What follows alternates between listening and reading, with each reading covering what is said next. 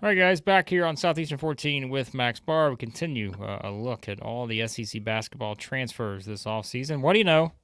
We're back to Kentucky. And as we said, we gotta circle around on some guys and get back to ones to catch up on that we haven't previously. We mentioned a couple of noteworthy ones for Kentucky in more recent days and weeks, but we're finally getting to Andrew Carr, who's someone who made his commitment to Kentucky back on April 28th. And before we talk about him, let's tell you about our friends at BetOnline, your number one source for all your summer sports this season, MLB, golf, plus the NBA and NHL playoff stats. All the latest stats, news, and scores available to follow your favorite teams. You can get the latest odds and lines, including team matchups, player props, and odds on just about every sport out there. Head over to the website today or use the mobile device to get on the action. BetOnline, where the game starts. All right, Max, Andrew Carr, 6'10", older veteran here. What do you know, right? Kentucky's shooting for the oldest team in the country, maybe, at this rate. So how many times have we said that before? But no, I mean, in all seriousness, I mean, they are adding another guy who has played a lot of basketball, and he has certainly done that, again, coming over from Wake Forest this past season, and, really did a good job the past couple seasons playing for Steve Forbes there, but had a career year this past year, 13.5 points per game, 6.8 rebounds per game, 1.5 blocks per game. I mean, you just keep going. I mean, his percentages, 52.6%, 32.5 minutes, 35 games started. Those were all career highs. If you take out, I guess, the field goal percentage, he shot 56% at Delaware in 22. That's it. Everything else is a career high for this guy. I guess he had 1.8 assists in his first season at Delaware versus the 1.5 this year. But, I mean, hey, that's what you want to see, a guy who is trending in the right direction. And Andrew Carr has played a lot of basketball at this point, at least 25 minutes per game every single season. Again, the 2 seasons at Delaware, 2 at Wake, but now comes in, and hey, this guy is coming off a career year, heading to the Cats. Yeah, I just want to circle back real quick on Kentucky trying to be the oldest team, because you look at the lineup that they could put out there as of today, as of May 6th here. They still have 4 spots open, so you never know. But if you're talking Kerr, Kriisa, Lamont Butler, Brea, Carr, and Amari Williams, if that's the 5 you're talking about, you going graduate, senior, graduate. Man. Yep. New look Cats. The new look Cats here. We're gonna have to come up with a name for the old Cats. We'll get there. But circling back to Carr here, he had visits actually scheduled to Texas Tech and Villanova, along with Kentucky. Texas Tech has been hitting the portal pretty hard. But offensive weapon here, Blake. Offensive weapon. Stretch 4, can shoot the lights out. But that's not all he does. Add some defense and some rebounding as well. But diving into some offensive numbers real quick. Some synergy numbers here. Got these from Brandon Ramsey, I believe. So Carr was in the 96th percentile nationally in points per possession, just basically your KenPom O rating equivalent or whatever. Your offensive points per possession, he's right up there. He's in the 92nd percentile in post-ups, so can put his back to the basket. He's not just some skinny, lengthy, shoot over you from the corner 3, stretch 4. No, got a diverse offensive game. And he's in the 93rd percentile as a cutter. That's big in the Mark Pope offense. You can dump it to Amari Williams. If Amari Williams gets doubled, here comes Andrew Carr as a cutter. So very athletic. He's going to be able to score in multiple different ways. You'll set him up through different actions. You don't score 20-plus points in half your games just by luck. So offensive weapon, Blake. Yeah, he's, again, the size definitely helps because you have someone, like you said, that can play that role, has the size at 6'10", and I think just how they're going to play off of these guys. That's always what we said. It's not just the piece that you're adding, but how do they fit into what's around him. We've talked about Amari Williams, and obviously the outside shooting Kentucky's added too, and he's one of those guys because, like we said, he shoots it pretty well, 37%. Sorry, Max. I don't think we're ever going to get one of these videos done. I'm looking at the rest of my days, and I'm like, oh, my God, if we don't get these videos done, I'm going to lose my mind. All right, so I'm just going to pick up where you stopped, and that's where we're we're going to do this. So, All right, I said offensive weapon. man, hang on. All right. 3, 2, 1. Yeah, I mean, look, like we said, it's how these guys play off of each other too. Yep. You add Amari Williams to the mix, the sharpshooters from outside we've already talked about.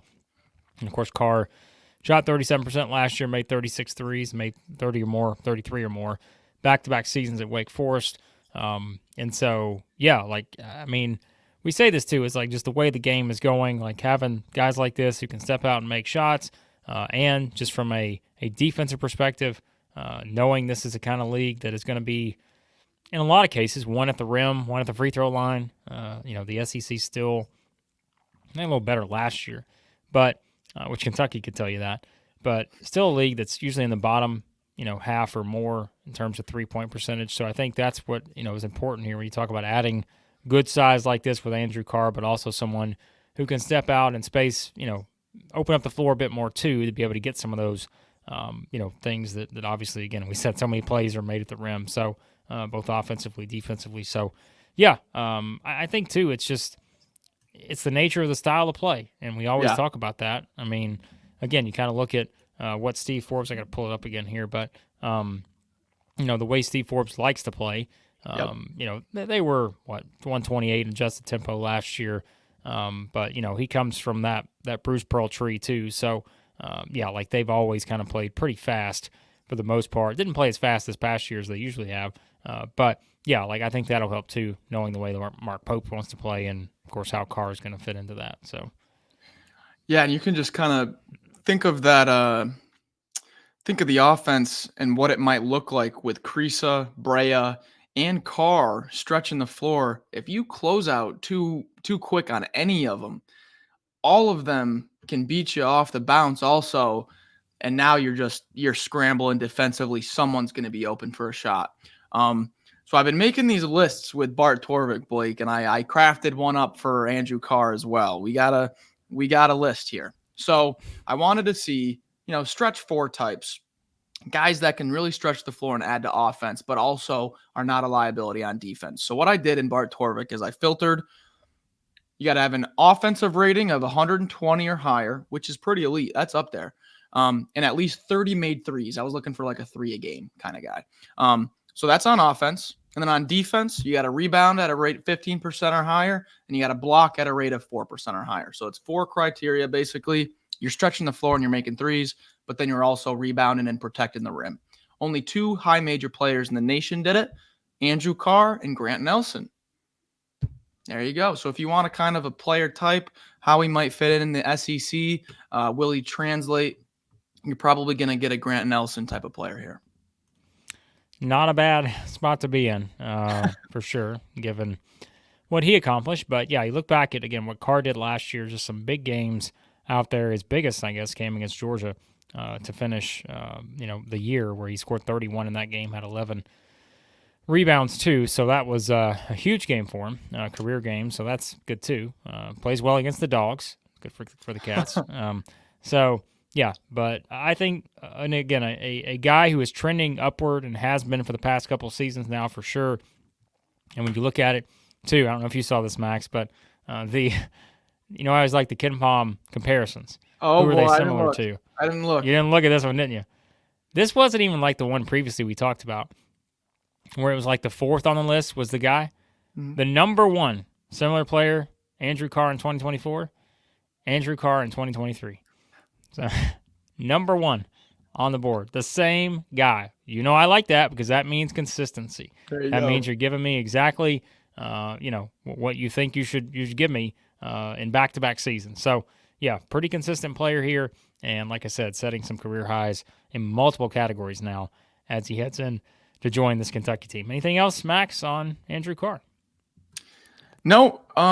The only thing I want to end with is I think it's more about team fit and stuff than anything also. I mean, I just think with what Mark Pope's trying to run here and having Carr at the 4 be able to stretch the floor and change things. He just did that at BYU last year. So I think it's a great fit overall. Sometimes we'll get these commits and we'll be like, yeah, we'll see how the minutes fall, we'll see how it comes together.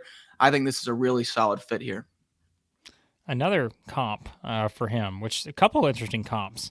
Rodney Bullock for Providence in 2016. That was a good season. It was. Garrison Brooks, Mississippi State in 2022. No way. Another guy who was very valued from a scoring, rebounding, block shot standpoint. So, yeah, that's kind of what you're getting here in Andrew Carr when you look at it. Max will have a little more fun with these Ken Palm comparisons, I'm sure. But, yeah, some interesting and notable ones there. But Andrew Carr, the latest edition, well, not the latest edition for Kentucky, just the latest one we've gotten to here at Southeastern 14. We've already gotten ahead on some of the others with Kerr Kriisa, Kobe Bray, and so forth. But check them all out, Kentucky fans. If you're joining for the first time, we've gotten to not everyone, but we've gotten to a lot of Kentucky players at this point that Mark Pope has added. More to come. We got more to come. Don't worry. We got to catch up on some others. We know we do. But we'll have them all covered here at Southeastern 14. We're doing this for every SEC basketball transfer coming into the league this season. So hit that subscribe button, hit the like button on your way out. Check out all of our baseball and football stuff as well. And a lot more to come, as we said here on the channel. We appreciate you watching. As always, talk to you again here soon. Southeastern 14.